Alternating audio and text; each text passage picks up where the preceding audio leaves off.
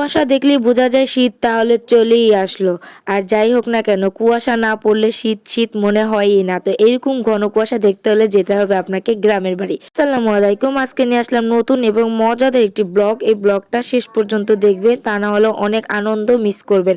তো প্রথমে আমি সকালবেলা উঠে যাই ঘুম থেকে, আর বাইরে গিয়ে দেখলাম দারুণ সুন্দর এবং ঘন কুয়াশা পড়ে আছে। আর অনেক বেশি ঠান্ডা, আর ঠান্ডা বাতাসও বইতেছে, যার ফলে শরীর আর মন হিমশীতল হয়ে গেছে। তো যাই হোক, আমি আমার বাবা আর মামার সাথে চলে গেলাম আমাদের ক্ষেতের দিকে। আর সেখানে যেয়ে দেখলাম কুয়াশার কারণে প্রতিটা ঘাসে ঘাসে পাতায় পাতায় নিশির পড়ে একদম ভিজে একাকার।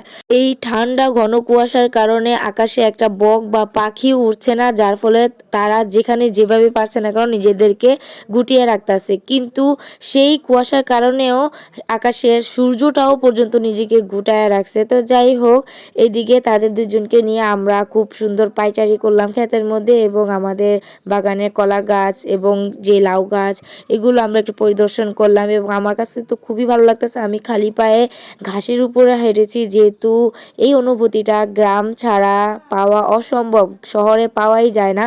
আর সতেজ মাটি, সতেজ ঘাস, সতেজ সব কিছু, যেটা মন আর শরীরকে একদম তাজা করে ফেলে। তো যাই হোক, সকালে নাস্তা টাস্তা করে আমার ভাগ্নি এবং ভাতিজা ওদেরকে নিয়ে খেলতে চলে গেলাম ব্যাডমিন্টন। আর এই শীতের মধ্যে যদি ব্যাডমিন্টন না খেলি তাহলে তো শীতের অনুভূতিটাই মনে হয় না। তো যাই হোক, এদিকে বাজার সদায় চলে আসে, এদিকে গুছগাছ করতে থাকে। অন্যদিকে আমার ভাগ্নি, বোন, ভাতিজা ওরা খেলাধুলা করতেছে, কানামাছি, বউচি, তারপর বড়।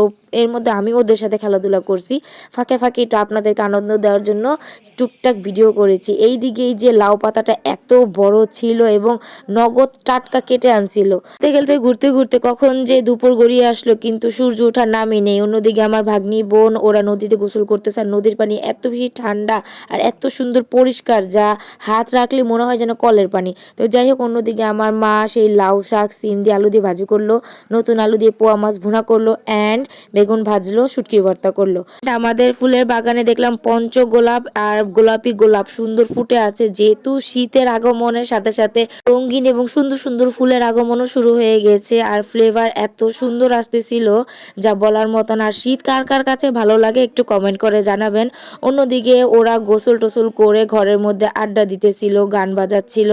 আর এদিকে আমরা সবাই মিলে রোদ পোয়াচ্ছিলাম। আর আমার এদিকে মামাতো ভাই আমাদের জন্য কামরাঙ্গা পাড়তেছিল, পাকনা একটা কামরাঙ্গা আমি হাতে নিয়ে একটু শুট করলাম। তো যাই হোক, দুপুর খাওয়া দাওয়া শেষ করে বিকেলবেলা চলে গেলাম ক্ষেতে থেকে শাক তুলতে, যেহেতু আমরা পরের দিন যে রান্নাটা করব তার আগের দিন আমরা সেগুলো গুছিয়ে রাখি। এবং টাটকা ফ্রেশ ফ্রেশ সতেজ খাবার নিজ হাতে তুলে যদি রান্না করে খাওয়া হয়, তাহলে বুঝেন ফিলিংসটা কেমন অনুভূতি হয়। তো যাই হোক, এদিকে শাক তুলতে তুলতে আমাদের ওদিকে পুরান কান্দি, তারপরে এদিকে যত ক্ষেত খামারি সরিষা ক্ষেত যাই ছিল এগুলা দেখে টেকে দেন আমরা বাসায় চলে আসলাম। তারপরে বিকাল গড়িয়ে সন্ধ্যার দিকে আমরা প্রিপারেশন নিলাম পিঠা খাবো।